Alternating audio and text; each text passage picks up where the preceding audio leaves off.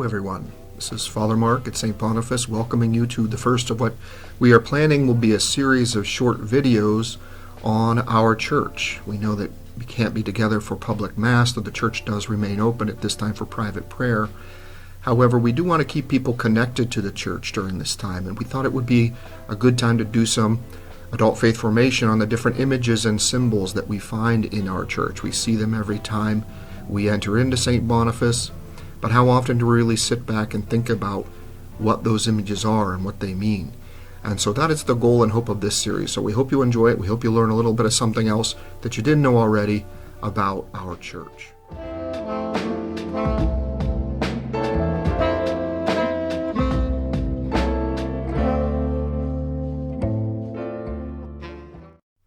Now, of course, the most logical place to start when we look at the images of our church is the central image right there on the high altar, the larger-than-life image of our patron saint, St. Boniface. I remember when I first walked into St. Boniface Church, I knew immediately, without reading anything, that this church had been built by Germans. And how did I know that? Well, first of all, because of the beautiful ornate woodwork, particularly the Gothic-style reredos over the high altar. But even more so, it was what was in the center of that reredos, and that is again that large statue of St. Boniface just towering over everything, even larger than the angels that are standing beside him there. And that is because St. Boniface is the patron saint of Germany. He is also called the apostle to the Germans because he was largely responsible for converting most of Germany to Christianity in the early Middle Ages. So that is how I knew this was a German parish right from the get-go. But when we look at this image, as so many other images of saints in our faith, there's a lot of symbols in that statue, a lot of symbolic images that tell us about his life. It's sort of like a pictorial biography, if you will, of the life of St. Boniface. So let's take a look at what we see when we look at that statue. First of all, of course, we will notice what he's wearing. And anyone who's ever been to a confirmation and seen what Bishop Persico wears would recognize those as a bishop's vestments. He's got the pointed hat, which is called a mitre. He's got, of course, the regular chasuble and so forth. But he's also got a special kind of vestment that Bishop Persico does not wear. And that's that white scarf-looking garment around his neck. And that is called a pallium. And that is given only to archbishops by the Pope himself. And St. Boniface was an archbishop. He was the Archbishop of Mainz. He helped to organize, in fact, the Catholic Church in Germany by setting up many dioceses and so forth. And so he was an archbishop, the Archbishop of Mainz. So the pallium symbolizes his authority, but also symbolizes his close relationship with the Pope. And he did have a close relationship with many of the popes of his time. In fact, that is what enabled him largely to be as successful as he was in converting Germany and setting up the church in Germany, because of the support he received from the popes.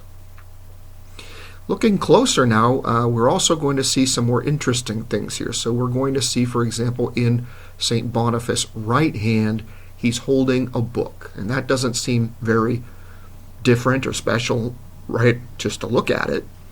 But a lot of times when you see images of St. Boniface, you see him holding a book. That book will have a slash through it, or it will have a knife or a sword stabbed through it. And because that is a symbol of his martyrdom.